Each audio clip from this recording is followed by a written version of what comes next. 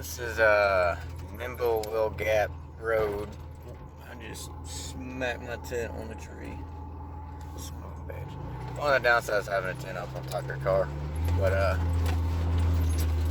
Nimble Gap Road out here in Dahlonega, outside of it near Amnicola Falls. This is one of the old side roads off of the main road. I've never personally been out here. The furthest out here I've been is Forest Service Road 28-1. So all this is new territory to me. I know you can't really see much, but it's mainly a lot of mud holes and Jesus, and some rocks to hit your bumpers on and whatnot. But it ain't too bad. It's a little slick. That's about it. Decided to do a night ride. I feel like tonight I'm really going to kill my alternator, so either I'll be replacing the alternator tonight if it locks up, or I'll be doing that tomorrow on the road going to work. I did fix my overheating issue. Turns out I had some air in the system, so I got all that burped out. I am carrying an extra jug of coolant just in case it happens again. Other than that, I mean, this is not that bad of a road. I mean, I am in 4 high just because I've never been on here, but realistically, if you had a good set of mud tires and you knew what you were doing, you could do this in 2-wheel drive. Other than that, some little bit of Appalachia bench strapping. Yeah, ain't that bad. Just this isn't on my maps, so I have no idea where it goes or where it's going to take me to. But judging by the guy, it might take me out of Lombing County. It's the next county over. So yeah, ain't that bad of a little road. Definitely fun. It's probably an original Forest Service road that, you know, guys like me still come out here and drive on it and clear trees off of it, so that way it's not forgotten and abandoned. Because quite frankly, boring gravel roads isn't what I like. I like stuff like this. Until you come up to a gate. Oh. So this must be somebody's property back here. Well, oh well, I mean, hell, that's a fun little road, honestly. I like it. But, happens more than I ever want to admit is coming out here, driving an hour. For me, this was an hour drive to come out and seeing a gate or, you know, private property or something. I personally don't like trespassing on private property and wheeling on it, because, I mean, quite frankly, I wouldn't like it if somebody did that to me. So, you know, just be respectful and, you know, stay to the public lands, and, you know, you won't get shot at or disappear out here in the woods, because it's quite easy to make somebody disappear out here. I mean, there ain't no cell signal. Ain't hardly anybody coming out here, because this road, you know, is kind of off the beaten path. I mean, your typical CRV ain't gonna come out here. I mean, you kind of have to have a somewhat decent rig. But I'm glad to know that was a private property. So ain't that bad. There is a little nice creek to my right where it looks like it occasionally washes out here. There isn't any dispersed camping on this one, so this is mainly just a drive on and turn around and, you know, keep the road nice and clean for the property owner, so that way he doesn't come out here to a bunch of downed trees. So, oh well. Not gonna lie, I'm kind of in a sticky situation, so I'm in a little mud hole, solid tree down. You can go over trees, not straight on, but diagonally, how I am right here. That way a tire goes over each time and you maintain traction, you don't spin out. Problem is, I'm in mud and I'm getting caught right there. So I can either chop the tree. You can see, I mean, I'm just spinning. I'm on my leaves. I was afraid I was going to hit tailpipe or my rear drive shaft, but that does not seem to be the case. I can't back up. I should have took this a lot wider, but then again, I saw that stump right there. I wasn't sure if I was going to make that, plus I really don't want to hit a stump. But that's relatively fresh, so I'm going to probably just break out the axe, chop it, you know, right there at the high spot, and call it done, drive over it, and not just break it. And that's why, you know, let's carry axes out here.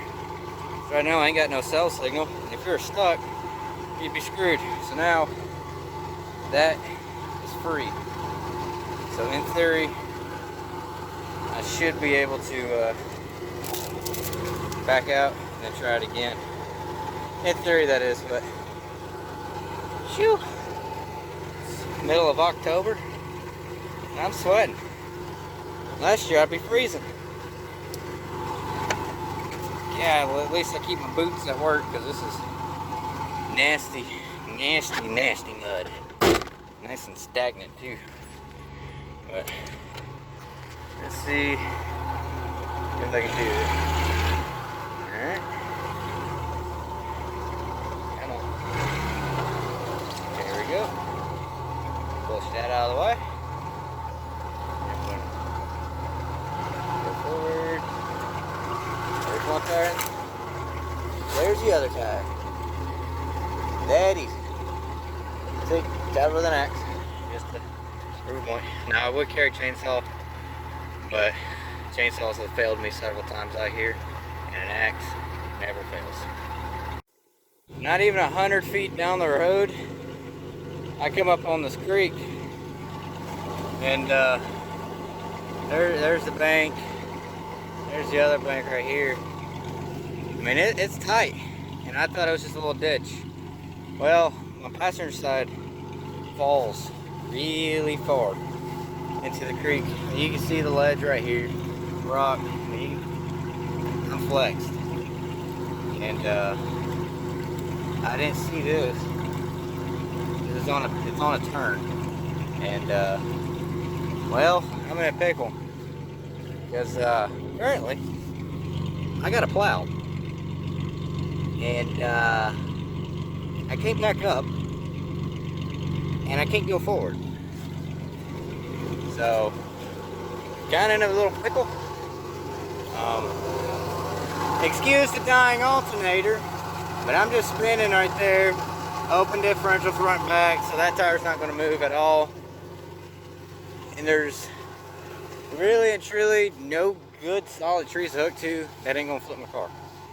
I mean, there's... come on, light. That one, right there-ish, you can't see. But yeah, there really isn't any trees for me to hook to, so I don't know. Max Tracks would definitely come in handy right now. But, you know, I'm a poor boy. Can't afford that stuff. Oh well. I'm gonna try to figure something out. I mean, look at that flex. Ow. You don't need to buy a Jeep. You just need a first-gen Xterra. How am I gonna get in here? I have no earthly idea. Because the car is like 3 feet off the ground. Godly. Oh. That sucked. It's one of the few moments where I'm proud to have four-wheel drive. I mean, I was just spinning rubber right here, and it just kept inching. I didn't really spin that tire. That's for me moving it. But this is probably what really got me hung, was my bumper or front cross member hung right here. I mean, it's just a big goalie right here. Let's see, yeah. This is where my tow hitch was, and it just plowed all that up.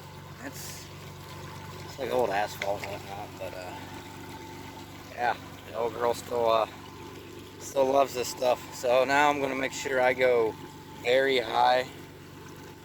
And again, I have better trees that way if I get stuck, but I just don't like this drop going downstream, especially me being so top heavy.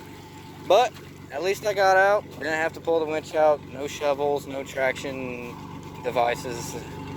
So at least it got out on its own steam. Granted, I was burning rubber for a hot minute. Heard some really horrible popping noises, but you know, it's all part of the game. Alright. Right here is the edge of the road to the creek. Right there is the edge of the road to the creek. And it drops down 4 feet. I did have to build up the road a little bit with some rocks because I was using my bumper as a bulldozer essentially. But trying to go across a gap that is as wide as your car is really hard. I mean, I'm literally in the bank over here just so I could avoid this big hole that I'm probably still gonna hit, and it's not gonna feel alright. I'll feel like about to flip the car probably, honestly. But yeah, she's a bulldozer. But hell, when you come out here on some of these older Forest Service roads, you got to have something that can take a beating, or you know, something lifted where you don't have to beat the living dog hell out of your car like I do. But I'm gonna get in here, get off this road, get back to the main road, and see where this takes me to. If I'm correct, it'll take me out to the ranger camp, but I could be wrong. But the other issue is, how the hell am I going to get back in my car? Because that is way up there. Okay, so at the top of Nimble Gap, it intersects with the Appalachian Trail. It's in Lumpkin County, but the county I was talking about where it cuts over into is Gilmer. You can't really see that well. Believe me, it says Gilmer. There's a gate that goes up towards more of the Appalachian Trail. Okay, never mind. It's in Dawson County. Then it goes to Gilmer County on the back side of here. A little fun fact about this area is when you're on the Appalachian Trail, there's a side trail that goes to a plane crash site back in, I think, 96 or 93. There's a guy that was flying and crashed his plane up here and died. And there's still remnants of the plane. No body, no nothing. But when I hiked the Appalachian Trail in Georgia, it was pretty cool to see a plane out in the middle of literally nowhere up here. But, you know, just some fun facts. If you ever plan on doing the Georgia section of the AT, it's not that bad. It's just all uphill. So if you fancy that, then go for it. But it's not that bad. There is a placard up here in honor of them. But other than that, it's about 10 miles.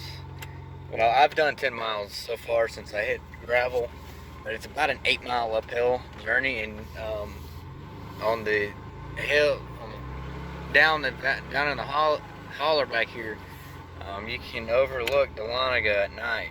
So you know, pretty cool and whatnot. It is beautiful up here, even when it's pitch black. You know, it's kind of spooky with Halloween and whatnot going on, but now it looks like it's going to get a little fun, it looks like. But yeah, Nimble Gap Road, it is it's a relatively decent ride. You don't need much. If you plan on going on some of the other roads, on the older Forest Service roads where there's more dispersed camping, I'd recommend a rig similar to this. I wouldn't take a CRV or, you know, something small in that nature. I would, you know, definitely recommend something that is capable off-road. Other than that, it is very rocky, very bumpy, so get used to that. Other than that, I think we'll end it here, unless I come across something even cooler. But yeah, catch you on the other side.